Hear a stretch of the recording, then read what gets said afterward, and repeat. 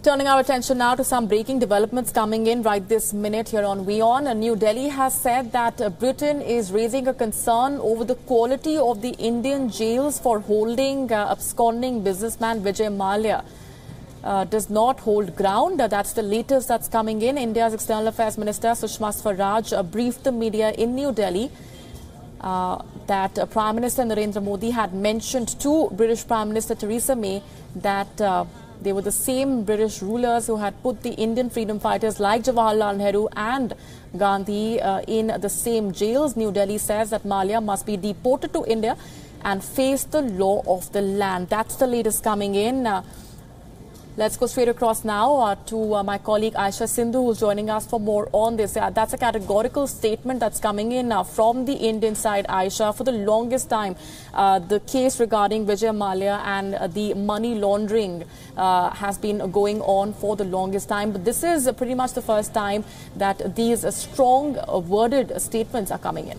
Right, Molly. And Vijay Mallya has become symbolic also of this issue of defaulters leaving India and, taking refuge in other countries. There is a case, of course, that's ongoing against Mr. Mallya in the United Kingdom. And Mr. Modi, who has met with the British Prime Minister very recently, was believed to have spoken to her about the process of bringing Vijay Mallya back, the process of bringing him to book. Now, the details about that conversation are only emerging now, thanks to the press conference held by the External Affairs Minister of India, Sushma Swaraj, who spoke a short while ago about a very poignant factor in there, in which, remember, Mr. Mallya has repeatedly said that the reason he shouldn't be jailed in India is because of the pathetic condition of the jails. Now, the Prime Minister has perhaps, taken that and sort of upped the ante, if you will, by telling Britain that these are the exact same jails in which stalwarts of the Indian freedom movement were kept imprisoned by the British themselves. He was talking about none other than Mahatma Gandhi and the former Indian Prime Minister Jawaharlal Nehru. So sort of giving it back to Britain in some ways, saying that those are flimsy grounds on which to prevent justice from being seen through, given that the British didn't have a problem in incarcerating Indians in the very same jail. So this has been, as you said, the first strong statement that has come out of India vis-a-vis the specifics of Vijay Mallya's case, and I suppose a vein that will be continued when it comes to the prosecution, of other defaulters like Lalit Modi, like Nirav Modi, who are currently abroad as well. Indeed, and the very same arguments over the conditions of Indian jails, Aisha, has been brought up time and again during those hearings in the UK as well. Something that Vijay Mallya's counsel has repeatedly brought up as well. But that at the same time is something that has been argued by the other side. This time, as you're pointing out, it is the Indian government, it is the Indian Prime Minister who has lashed out at that very argument. But this is, of course, a case that the Indian government has been extremely vociferous about, has been ensuring that no stone is left unturned to ensure that Vijay Mallya is brought back to India to face the law. Absolutely, an entire, retinue of officials has been pursuing the case on the behalf of the Indian government. Additionally, of course, there is the evidence that has been provided to British courts, which, strengthens India's case against Vijay Mallya. But also, Molly, this particular statement from the Prime Minister, calling out the British for, terming Indian jails as inhabitable, is interesting as well. Because let's not forget, India, the judicial system, the prison system as well in India is often a very easy punching bag for Western countries. So this has been a pointed statement that the Prime Minister has made, saying that, things are quite all right here, thanks very much. And as much as, one likes to appreciate commentary from the other side, it can't be a case of having your cake and eating it too.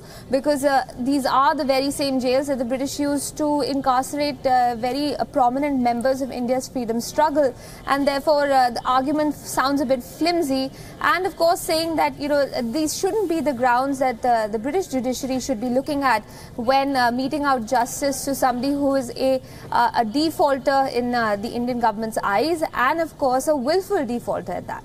Indeed, and something that many have been asking all along, Aisha, and it's a comparison that naturally comes to the mind when we speak of Vijay Mallya, also the case of Lalit Modi that you pointed out. The pressure on the Indian government, politically speaking as well, the opposition has been training its guns on the Indian government for failing to clamp down on these defaulters. This, of course, is a back and forth that's been going on politically as well. The Indian government, of course, vis-a-vis Lalit Modi also has made those assurances, but this time around it's making these statements which will also now invite political ramifications and statements coming in from the opposition parties. Right, Molly. Anything that involves money and, of course, people like Vijay Mallya, who at one point enjoyed, favor with the high and mighty of India, will obviously bring about some sort of a political slugfest. Let's not forget either that, one can't escape the fact that there have been major loopholes that have been exploited by individuals like Vijay Mallya when it comes to the banking system in India.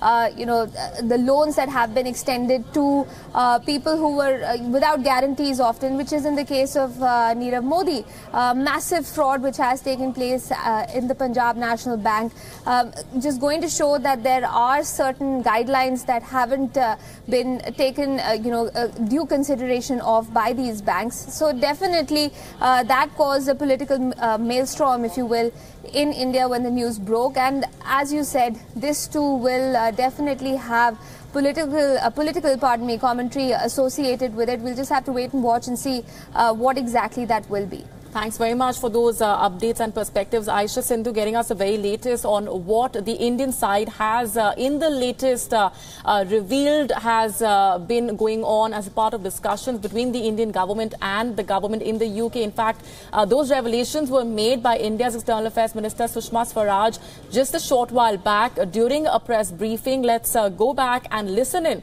to what the minister had to say during that address.